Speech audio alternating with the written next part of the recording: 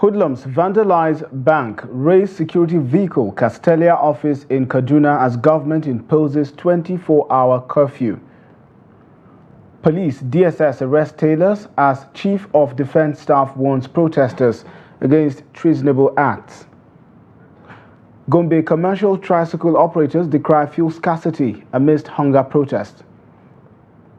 And on the international scene, Mali cuts diplomatic ties with Ukraine over Wagner attack controversy. A very good evening and welcome to the News Hour on Trust Television. My name is Sakir Ibrahim. Now the news in details. Hoodlums masquerading as protesters on Monday vandalized a branch of one of the new generation banks at Tudunwada in Kaduna South local government area of Kaduna State. The spokesman of the State Police Command, Mansir Hassan, who confirmed this, said the hoodlums broke into the bank, carted away some valuables and also destroyed some vehicles parked within the premises.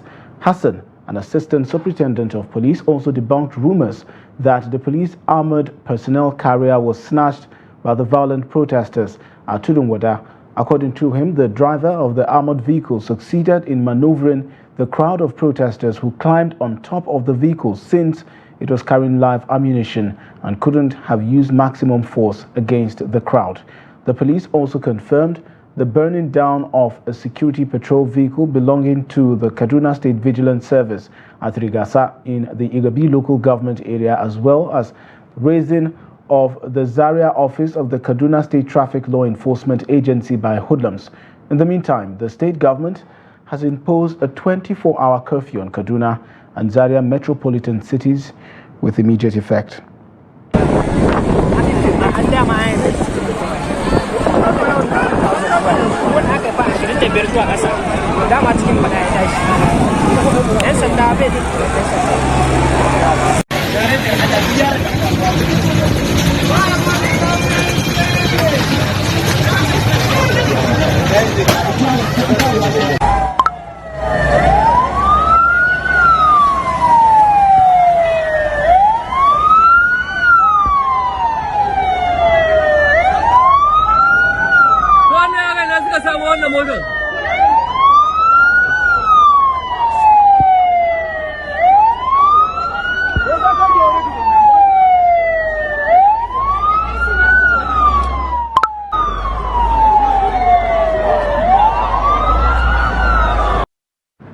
We now have joining us to give us update on this development, Bello Musa, our reporter in Kaduna. Good evening, Bello. Welcome to the News Hour. So earlier today, we've seen Kaduna on the news with clips and, of course, pictures on the developments around the area. Tell us how this started to the extent that, we saw the escalation of the breakdown of law and order, and then now the state government has imposed a curfew.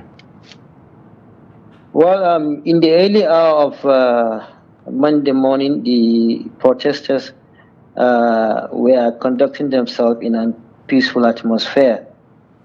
Before you know it, it turned violent, where some youths in certain areas within the metropolis here started breaking into public and private properties, looting items and goods. So this led to the Kaduna State to impose a 24-hour curfew within the metropolis and also Zaria environs. All right, but look, I saw also that some of these demonstrators were carrying the Russian flag. Perhaps you have an information or two about the reason behind these protesters carrying the flag. Well, obviously, I engaged them actually, but obviously most of them don't even know why they are carrying the flag. They were just saying that they want the country to come to their aid, but they don't know the reason why they were carrying the flags. But since the curfew was announced, has normalcy returned to Kaduna? What's the mood and feel in the metropolis right now?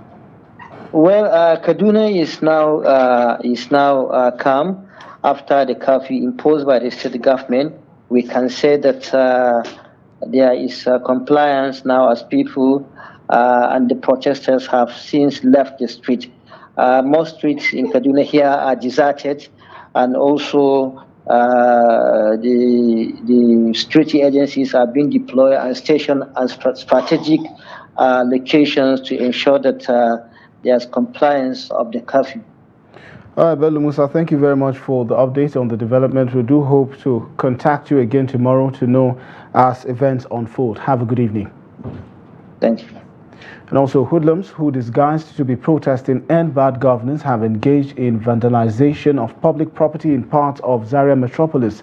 The youth who converged at Kofardoka vandalized the barricade of the ongoing overhead bridge under construction, carted away with all the zinc and wood. The hoodlums also vandalized the APC office at Kofardoka, Zaria, smashing glasses and snatching furniture. Similarly, the hoodlums at Dogarawa attempted to set ablaze the Sabongari local government secretariat that is undergoing modernization, but were later dispersed with tear gas by the police after vandalizing some equipment and facilities at the secretariat.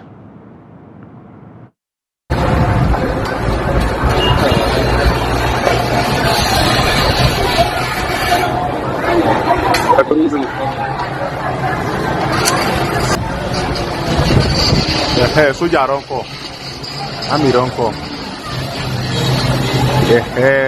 Napes, ami ronko. Yeah, see there.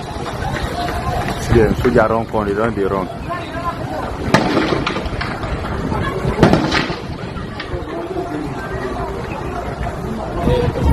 Atiaga in the ship.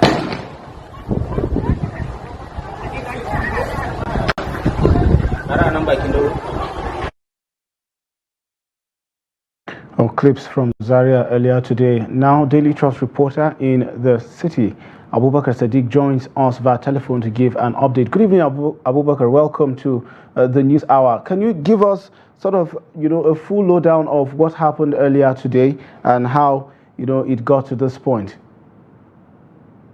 All right, good evening. Actually, the protesters in the morning converged at Kofardoka roundabout here in Tinubu, Zaria, where they converged peacefully and commenced the protest peacefully.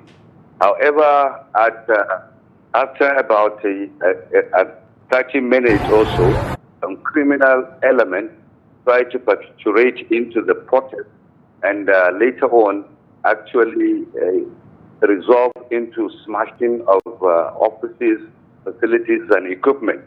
They started by removing the barricade of the underhead bridge being constructed at Kofardoka, stealing the zinc and the wood. And then after that, move some few meters away where the office of the All Progressive Congress, APC, is situated in New Jos Road to Zaria, where they vandalized office, smashes the glasses, and then cut it away with the furniture in that office. However, the hoodlums also, when they tried to set ablaze the secretariat of Sabongari local government in Dugarawa, Sabongari. However, the intervention of the security personnel prevented the burning down of the secretariat. Meanwhile, the hoodlums had succeeded in looting some of the properties in the secretariat as well as smashing doors and windows. They also succeeded in burning down a Hizbah band. It is a religious security group organization, Hizbah. So their band was stationed in the secretariat, and the hoodlum were able to smash all the glasses and vandalize the car. Where the whole incident tried to go agog was the police station in Amagaji, Zaria, where the protesters actually intended to override the police in the police station. However, they were defeated by a reinforced team of security personnel. And unconfirmed report had it that they were shooting apart from the tear gas, where unverified information were telling us that 2 people were shot and killed, but it has not been verified yet. Okay. Similarly, at Orange Jubilee along Kaduna Kano Expressway, there are some agricultural silo stores where the criminal had also succeeded in breaking through. However, the silos did not contain any commodity at the time, so they were able to cut it away with small items in the store and some wood there. Okay. That is the situation. Okay. In Zaria. Abubakar, has there been any response or any statement from, say, the police in the state regarding to arrest of some of these suspects? There is no official statement regarding that. Okay. The only thing we have was the enforcement of curfew in Kaduna and Zaria metropolis alone by the state governor. Okay. So that has actually can you talk to us about the implementation of the curfew at your end in Zaria, and talk to us about how the area is at the moment? Is the curfew being followed as we speak? Honestly, it has been followed effectively, especially at the major roads and the main roads within the metropolis. Okay. However, around the slums area and ghettos, people are still moving around within their area. Okay. But as far as the main roads and the major roads in Zaria are concerned, they remain deserted. You could vividly see only security personnel moving from one place to another. All right then. Abubakar Sadiq joining us all the way from Zaria, Daily Trust reporter with updates on the developments earlier today. Thank you so much for joining in on the News Hour. Thank you. Have a good evening. And also, protesters carrying Russian flags on Monday hit Kano streets as the hunger protest entered its 5th day. The protesters marching through Kofar Mazugal to Gwamaja area in the ancient city were chanting solidarity songs with Russian flags and shouting Nigeria. Another group of Russian flag-carrying protesters marched from Silver Jubilee Square through Gyadi Zaria Road. Armed military personnel were seen following the protesters, keeping an eye on them from a distance. They later drove towards Zaria Road following the protesters, who passed through Hospital Road, leaving the uniformed men on top of Adobero flyover bridge.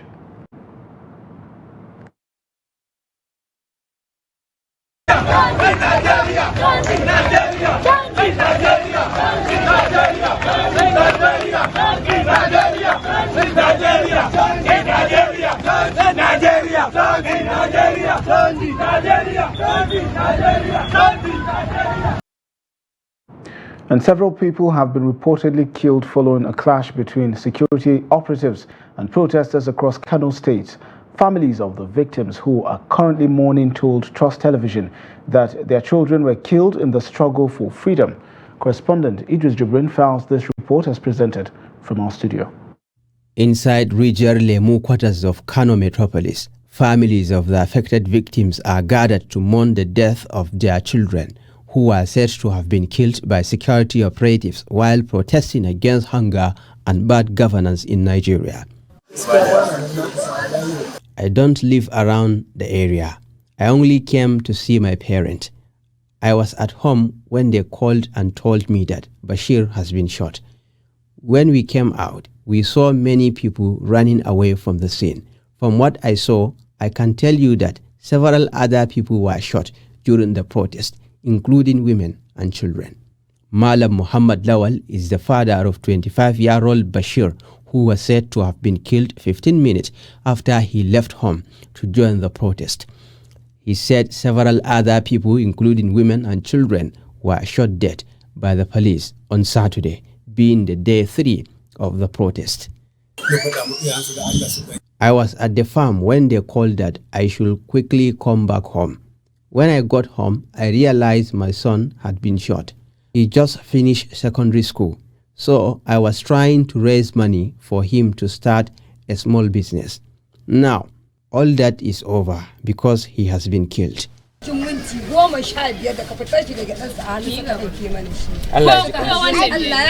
According to some relatives of other victims, the protesters were chanting anti-government songs when suddenly security operatives arrived at the scene, firing tear gas canisters in the first instance, and then live bullets when the crowd became too much to handle.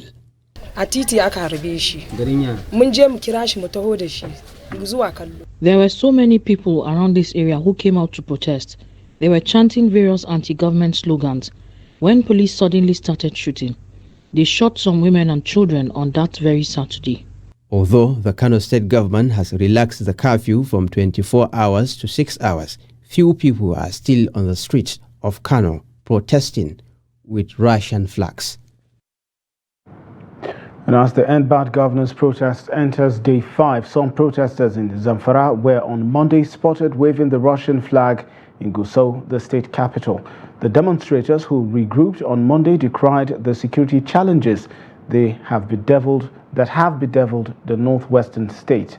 They lamented that the government has not taken concrete steps to address the issue, vowing to continue the protest until the government does the needful.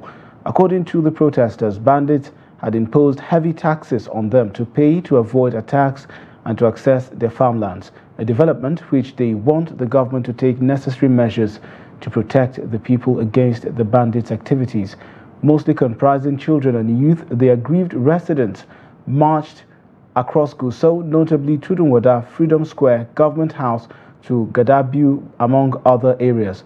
Meanwhile, security agencies, mostly operatives of the Nigerian police and the military, are monitoring the protesters closely to ensure peace and order.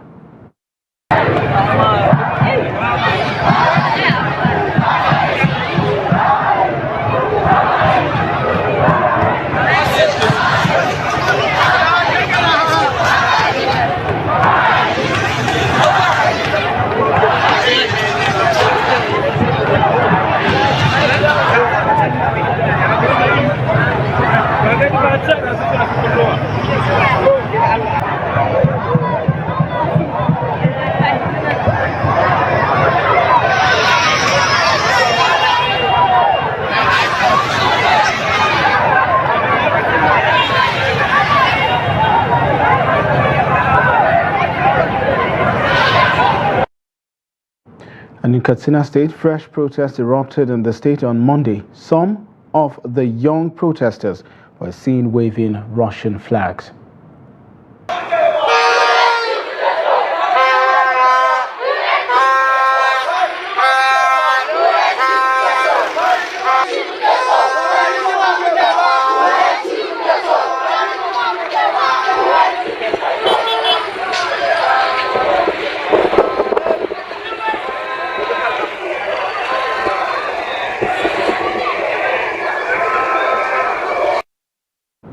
We now have joining us Abdullahi Yamadi from Katsina State to give update on the development. Good evening, Yamadi. Welcome to the News Hour. Tell us how the demonstration went on today in Katsina up until this point. Well, thank you very much, Abdullahi. Like I reported earlier, the demonstration started as early as 8 a.m. With special prayers at various strategic locations in the ancient city of Katsina. And then the demonstrators marched across some major roads in the ancient city, waving flags and, of course, showing their anger towards how the state actors running affairs of the state and, of course, the country at large. And when they got to a particular point towards the Katsina State Government House, they were faced with a serious resistance by security operatives who barricaded all the routes leading to the Government House. And there, the protesters attempted to make their ways, but security agents, especially the police, fired tear gas and subsequently used live ammunition on some of the protesters, leading to the death of one person at press time, and 6 sustained various degrees of gunshot wounds.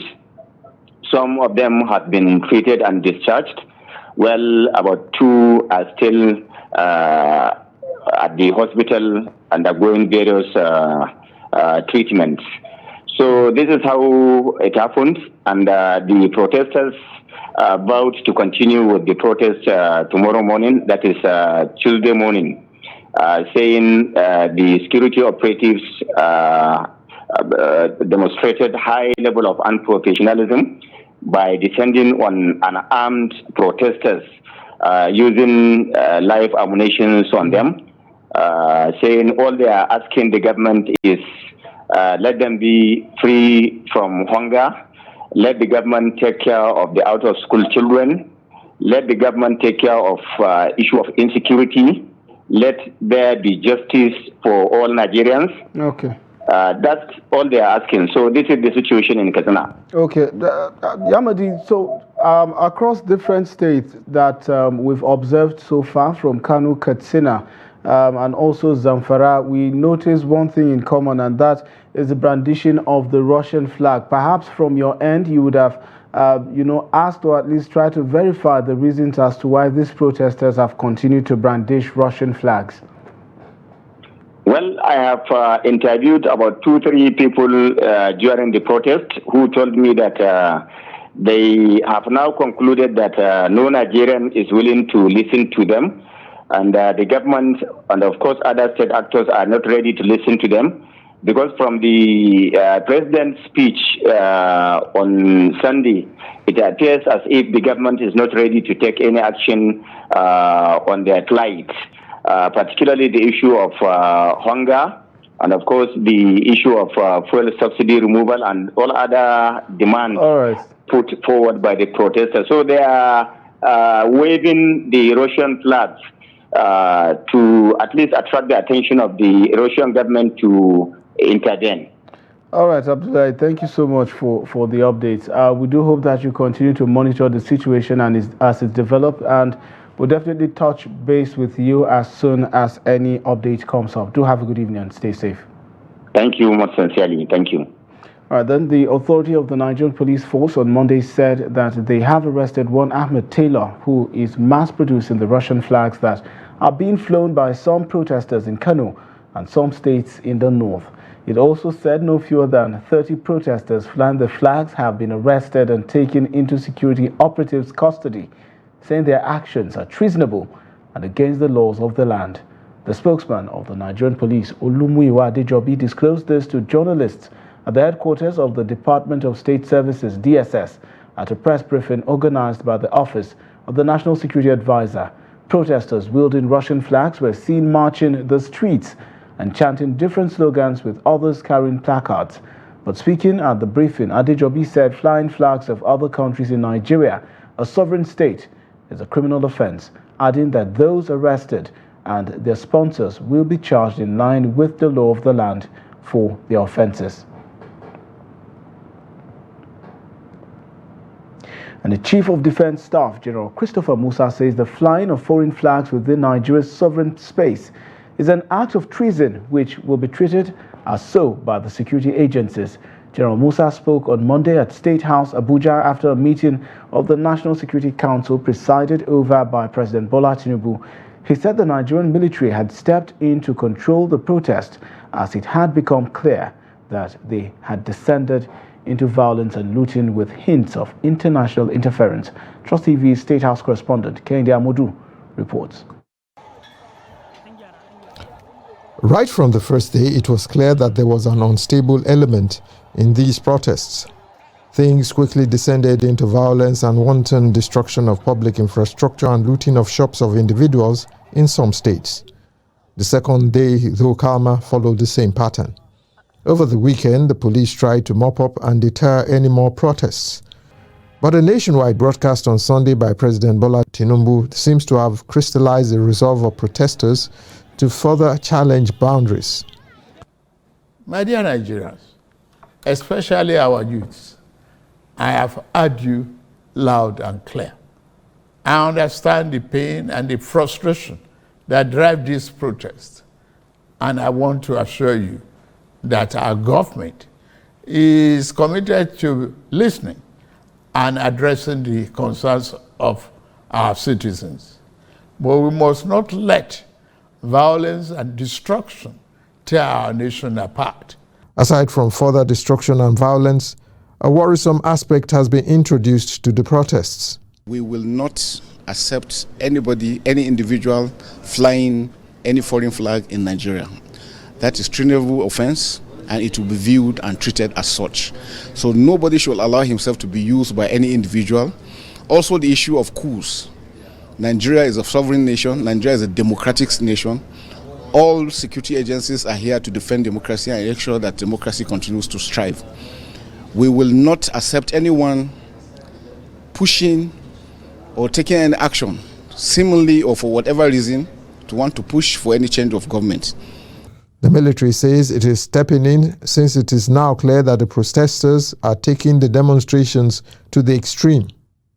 Yeah, I think we've said that clearly, that the military is going to step in when it is out of bounds. And we can see that for people, subversive elements to push individuals to carry Russian flags in Nigeria, Nigerian sovereignty, that is crossing the red line, and we will not accept that.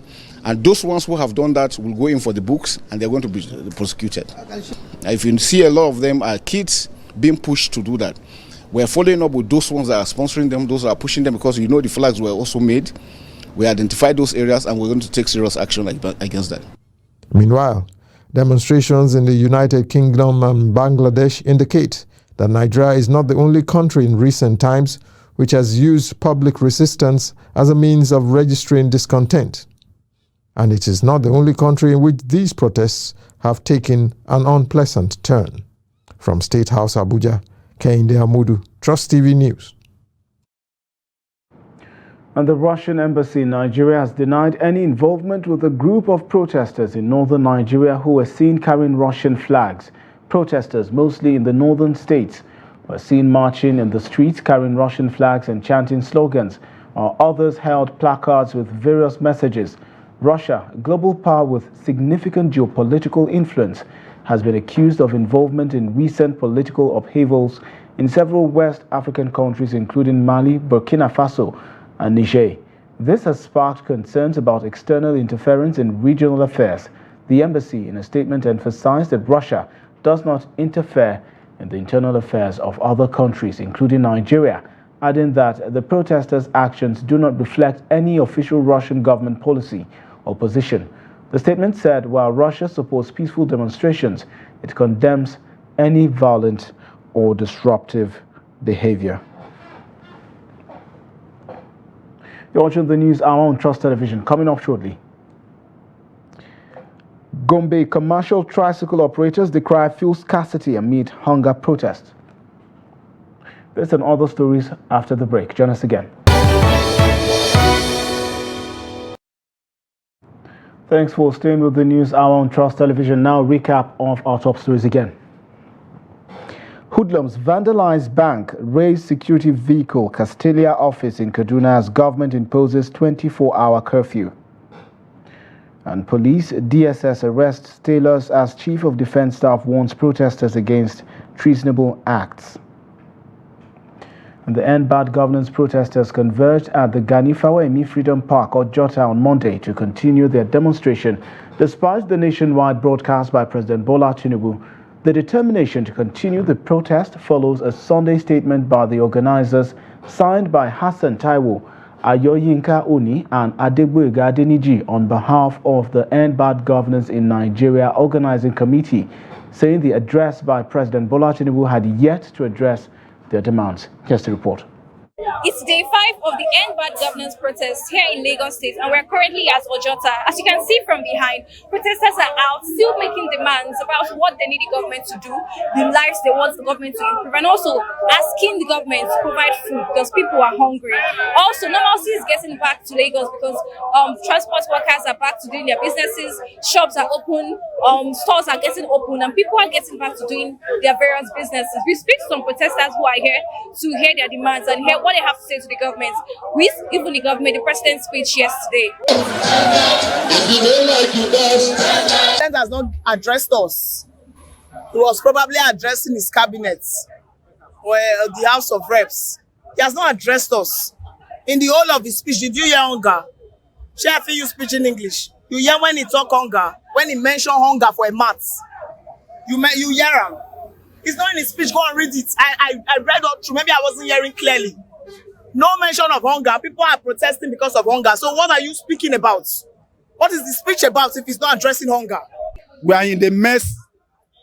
Every year, we are keep hearing one story. We need a change of government. We need to end this one and for all.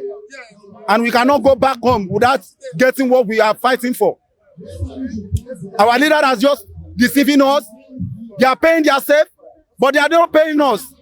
And you are telling me that we don't have money. You are not giving us school. You are not giving us education. You are not giving us hospital. Leaders were attacked by government-sponsored thugs. We called on the police.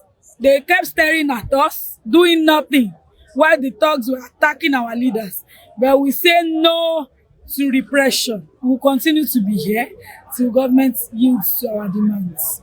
I want the government to remove subsidy, to bring down the price of things. Things are too expensive. To feed is hard. I have twins.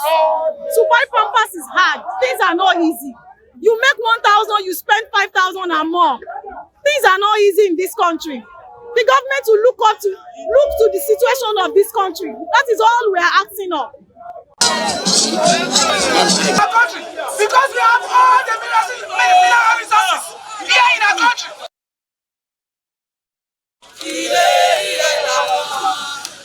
Àṣebí tí lọ borí ẹ̀, ìwọ tí a rò pọ̀, aṣọ́gbọ̀n. Àṣebí tí lọ borí ẹ̀, ìwọ tí a rò pọ̀, ó ti ṣe.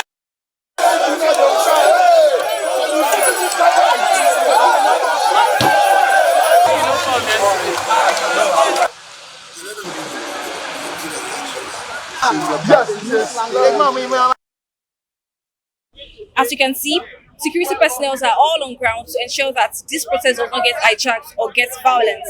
My name is Aisha Abdullah, Trust TV News. The nationwide hunger protest in Nigeria continued in Osogbo, the Osun state capital, with protesters vowing that the demonstrations will continue until the federal government addresses key demands raised during the protests.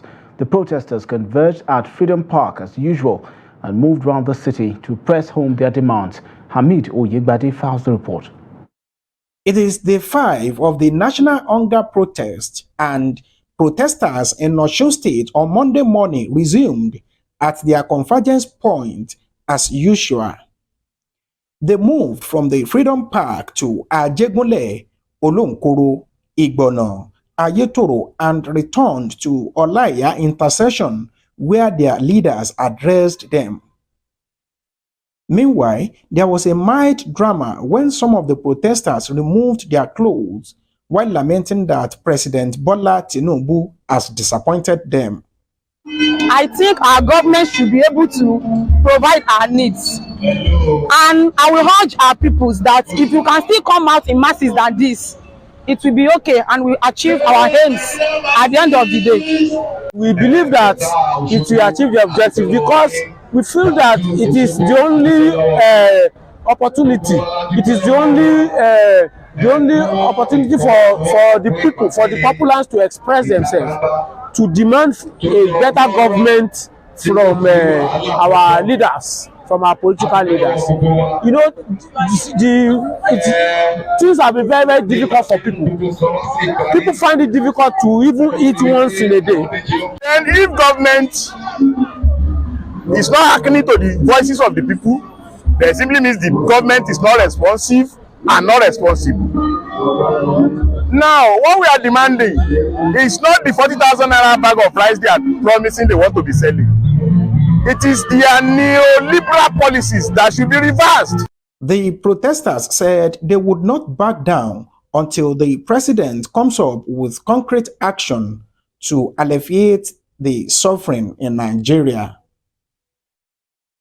Hamid Oyegbade, Trust TV News, Osogbo.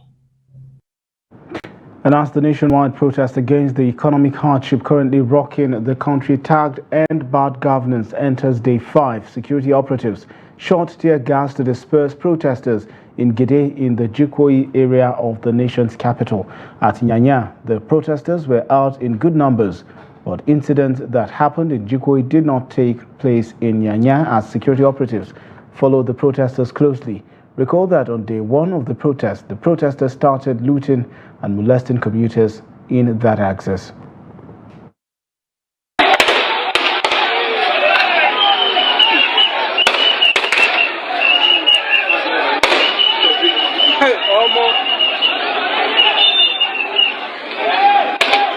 See you.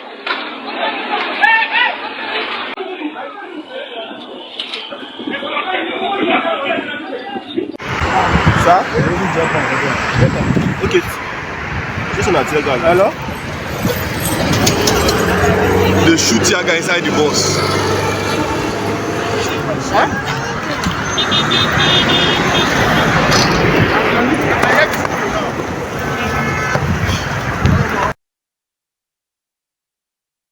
Well, there you have it. Also, the ongoing hunger protest is taking a toll on businesses in the Federal Capital Territory. Business owners, out of fear for their safety and that of their staff, have been forced to close their shops and stay home. This has inevitably affected the daily income. Chamun Dabeng reports. And bad governance, that's what Nigerian citizens are calling out for. The hunger protest, which is as a result of pent-up anger in Nigerians who blame the federal government policies for the high inflation rate, which continues to reach a new all-time high with each passing month, thereby making life very difficult for Nigerians out there as it continues to push the cost of living and continues to stretch their purchasing power. The protests, which were initially meant to be peaceful, turned violent in some areas, causing businesses to lock up their doors for their safety as well as that of their staff. Actually, it affected my business. So if I have 10 customers for every day now, maybe I have about 3 or 4 customers. Actually, during the period of the protest, we are scared. We are scared because we had that when you bring out your goods, some hoodlums will come and carry your goods. So we are scared. Unfortunately, in some areas of the country, businesses were looted, resulting in massive losses. However, the loss isn't just specific to the individual business owner alone, but there could be possible effects on the Nigerian economy. That protest was very brutal. It wasn't easy protest. I was thinking that the protest would be very as a normal protest, but they turned it to a different thing entirely. Burning tires on the main road and doing other things.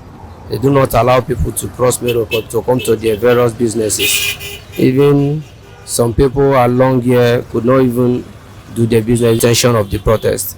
It wasn't easy for anybody here. It's just on Friday or Saturday we started coming out. Being on Saturday we started coming out, but still yet we are not, if business is not flowing because people are afraid to come out. Analyst Godwin Adoga explains the impact of protests in the country. I would say the protest was inevitable, given the way the economy has been handled. All of this is an offshoot of people's, I would say, negative sentiments. And as far as the economy goes, one of the major impacts, the protest will have, or is already having, is that it is scaring investors away. Nobody who has serious interests in any form of supply chain activity in Nigeria would actually want to put their money in at this point for any mid or long-term type of commitment, except there is a clear end in sight. And the reason is because we've seen what happened in Kano State, where trailer loads of goods being supplied were looted, and this is a country where we don't have a lot of insurance cover for some of these things. Chamun Dabeng, Trust TV News, Abuja. Now, despite the 24-hour curfew imposed in Jos North and Jos South local government areas of Plateau State, miscreants around Bauchi Road on Monday attempted to break into shops and warehouses in parts of the area allegedly to loot goods and properties. Trust TV correspondent reports that hundreds of hoodlums were seen heading to Young Kwali Market to break shops but were prevented by the police and other security personnel. The protest in the state had been peaceful until Sunday, when a group issued a warning to business owners threatening them not to open their establishments. As of the time of this report, the city appeared deserted as business premises remained closed.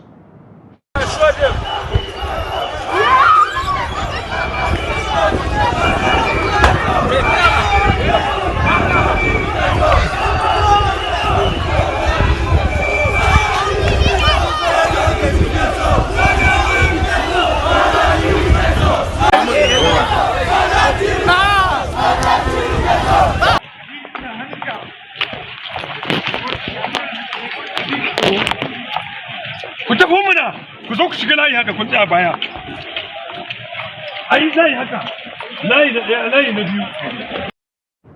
Our reporter in the state, Ado Musa, is joining us via telephone call to give us an update on the situation. Good evening, Ado. Welcome to the news hour. So, for Jos, a lot of us have been observing the developments there and especially have been happy due to the peaceful nature of the protest. But then again, we are seeing these negative developments coming from there. How did it get to this point?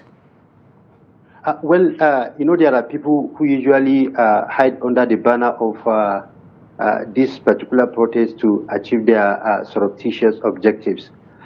Just like we have said it this morning, these hoodlums, because we can describe them as hoodlums simply because of the way they behave since yesterday. After the peaceful protest at the Oliapo Junction, moment later they converged along Bauchi Road. So while they were moving together, they started issuing a kind of warning that people should not come out today, that is Monday. They should either join them or they should remain at home. So that now gave a kind of impression that possibly if government does not take any action, something will happen today. So this is how it started, and then the government now realized that to prevent any breakdown of law and order, they have to come with this decision. So that was why the government now imposed a 24-hour curfew since yesterday. And despite even the imposition of this curfew, some hoodlums came out this morning trying to break into shops to loot properties of some people within the area. Okay, I know earlier during this protest, we saw the likes of the former Minister of Youth and Sports, Solomon Dalong, lead the protesters. Has there been any response in terms of maybe a statement from these individuals condemning the attack by these irate protesters? Well, the former minister is yet to say anything, but I have seen a statement issued by Isa El-Buba, who is also an organizer of this protest in the state. What he only said was he condemned the imposition of the 24-hour curfew, because to him that the government shouldn't have imposed this curfew because they believe that they have been leading a kind of peaceful protest in the state. But I believe that possibly Isa didn't maybe understand or didn't hear what has happened along Bauchi Road. That was why I think he made this statement, because he made it yesterday. All right. All right, Ado Musa, thank you so much for the development. Continue to observe as the issues unfold, and definitely we'll touch base with you as soon as there's an update. Do have a good evening and stay safe. All right, 3 people were reportedly killed by security operatives during the End Bad Governance protest at Zaria town in Katagum local government area of Bauchi State. Report says hundreds of hoodlums who disguised as protesters swarmed major streets in Zaria, vandalizing public and private properties within the town, which is second most populous in Bauchi State. In the aftermath of the violence, the Bauchi State government has imposed 24 hours curfew due to the deteriorating security situation in Zaria and its environs. A statement signed by Secretary to the state government, Ibrahim Muhammad Kashim, said the curfew is to contain the situation. Irate youth who had converged at the city center and marched to the Emir's palace were chased away by security agents but continued their wild movement, vandalizing public and private properties, including the local government lodge, and burnt down a section of the local government area secretariat. The protesters also broke into the house of a former deputy governor of Bauchi State and some top politicians, where they looted away furniture, air conditioners, and other household properties. Meanwhile, the state police command said it has foiled attempts by some hoodlums to loot shops along the Kofar Gombe area of Bauchi metropolis. A trader in the area, Alhaji Umaru Yusuf, said some youth stormed the area carrying Russian flags and attempted to attack shops, but the police fired tear gas and dispersed them.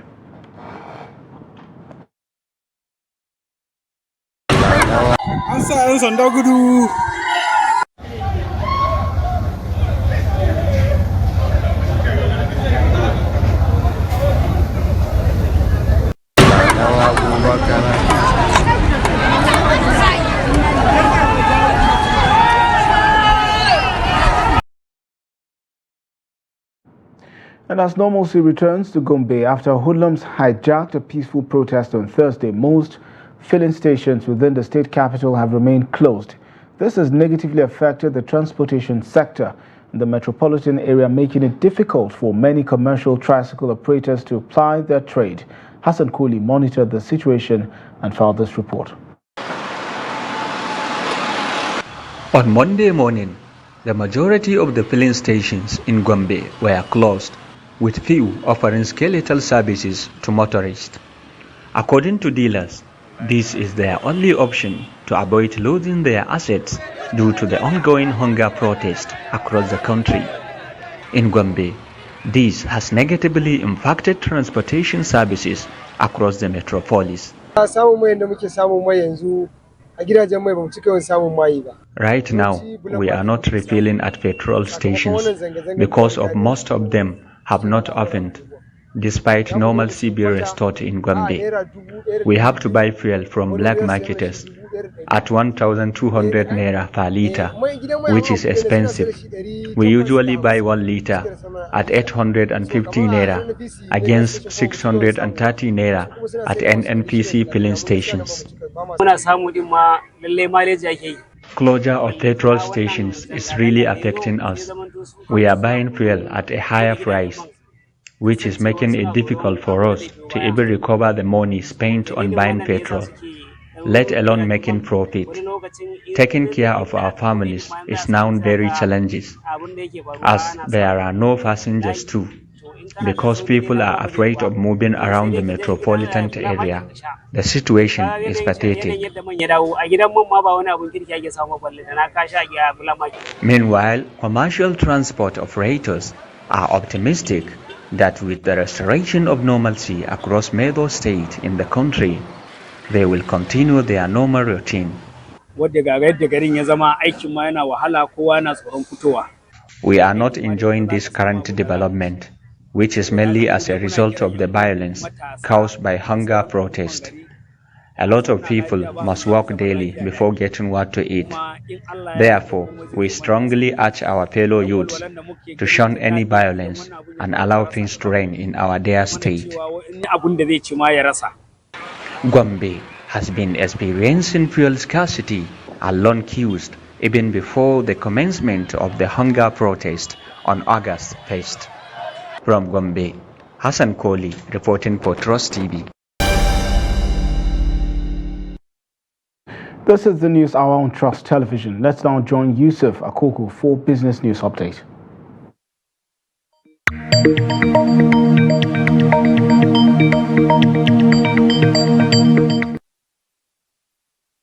Welcome to Business News. I am Yusuf Akoko. Operators of modular refineries are facing major setback as they counter resistance from the Nigerian National Petroleum Company Limited (NNPC) in a bid to secure alternative crude oil supplies. Leaked memos and extensive interviews with industry insiders show that the state-owned company is dragging on approvals for modular refineries to seek alternative crude oil supplies. Modular refineries are simplified refineries with significantly less capital investment than traditional full-scale refineries. Insiders say the red tape is a death knell for modular refineries struggling to survive and funding drought as foreign investors withhold their money due to lack of guaranteed crude oil supply. The Central Bank of Nigeria has raised the exchange rate for cargo clearance at the nation's seaport and airport from 1,600 naira to 1,618 naira per dollar. Report says this adjustment marks the highest rate since March 2024 and coincided with a 6.43% depreciation of the naira in July. Importers are expected to face additional challenges due to increased import costs and inflationary pressures. Despite the CBN effort to stabilize the naira through various foreign exchange sales, market challenges persist. The naira depreciation occurred despite the CBN intervention to address liquidity issue in the official market through dollar sales. Equities market of the NGS opened Monday in red as investors continue to monitor the impact of the ongoing hunger protests on the larger economy. Of course, let's see how it went down. Sham PLC down there, 10% it lost to close at 1 naira and 98 kobo per share. Of course, UPL also down as well, 9.92% to close at 2 naira and 18 kobo per share. Of course, TPLC also down 8.26% to close at 2 naira per share. Of course, this has dragged down the market downward there by 0.17%. In terms of volume of trade, 324.019 volume of shares were traded, value at 6.217 billion naira. Needs of 9,738 did exchanges among investors. This, of course, Monday. Of course, some equities also ended on the top trading equities. We call them Zenith Nigeria PLC up there, 36.992 million volume of shares traded. UBA 34.973 million shares traded. Of course, Veritas Capital 25.506 million shares traded at the close of business today. Of course, some equities also gains today. Leading the gaining equities there is Presco up there 10% to close at 485 naira and 10 kobo per share. Of course, International Breweries also gained 10% to close at 4 naira and 62 kobo there. Of course, Sovereign Insurance also gained 10% to close at 55 kobo per share there. Of course, that's the highlight of stock trading as it went down this Monday on the floor of NGS. Let's see the global stock market and exchange rate data for today.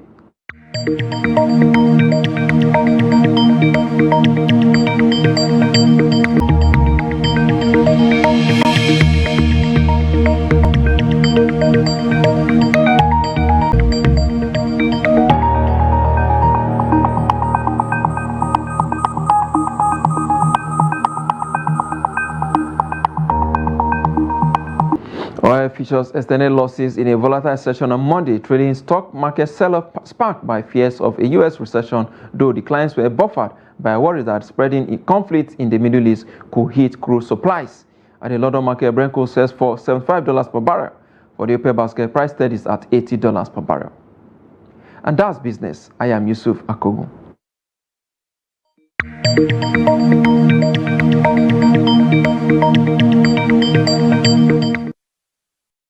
Thanks to Yusuf for business. And on the international scene, Mali has announced it's severing diplomatic ties with Ukraine, accusing a senior official of having admitted Kiev's role in a heavy defeat in July that killed dozens of mercenaries from Russia's Wagner group as well as Malian soldiers. The northern Tuareg rebels say they killed at least 84 mercenaries and 47 Malian soldiers over 3 days of fighting late last month in the north of the West African country in what appeared to be Wagner's heaviest defeat since it stepped into the conflict 2 years ago. On July 29, Andriy Yusov, the spokesperson for Ukraine's military intelligence agency, told the public broadcaster Sospline that the Malian rebels had received all the information they needed, which allowed them to carry out their operation against the Russian war criminals. Mali said it had learned with deep shock of the remarks, adding that Yusov had admitted Ukraine's involvement in what it called a cowardly, treacherous and barbaric attack by armed terrorist groups that resulted in the death of members of the Malian Defense and Security Forces. It said it would break off relations with immediate effect. A statement from a government spokesman, Colonel Abdullahi Maiga, said.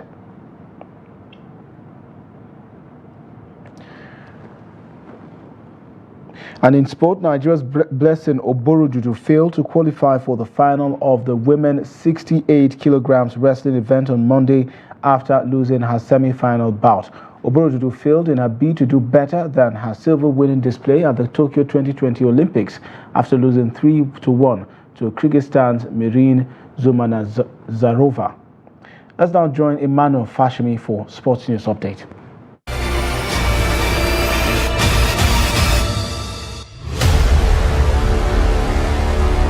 Owerri-based football club Heartland FC has unveiled former Nigeria Under-17 World Cup winning coach Emmanuel Amunike as the new head coach.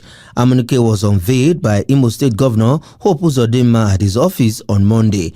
Heartland FC were relegated to Nigerian Second-Tier League, Nigeria National League NNL last season. The Nazi Millionaires finished in the 18th position on the Nigerian Premier Football League table. There are reports that the Owerri club are in talks with newly promoted Beyond Limits Academy Academy to purchase their MPFS slot for the 2024-2025 season. The 53-year-old's recent managerial stint was with Egyptian club Misal Le Makassa, where he served until February 2021. He has also coached clubs like Julius Berger of Nigeria, Al Hazam of Saudi Arabia as an assistant coach, Al Khartoum of Sudan, and Tanzania men's football national team, where they qualified for the 2019 Africa Cup of Nations in Cameroon. The Nigerian Premier Football League will start the 2024-2025 season on 31st August 2024 with Enugu Rangers versus Ekanemi Warriors fixture. And that is sports. I am Emmanuel Fashimi.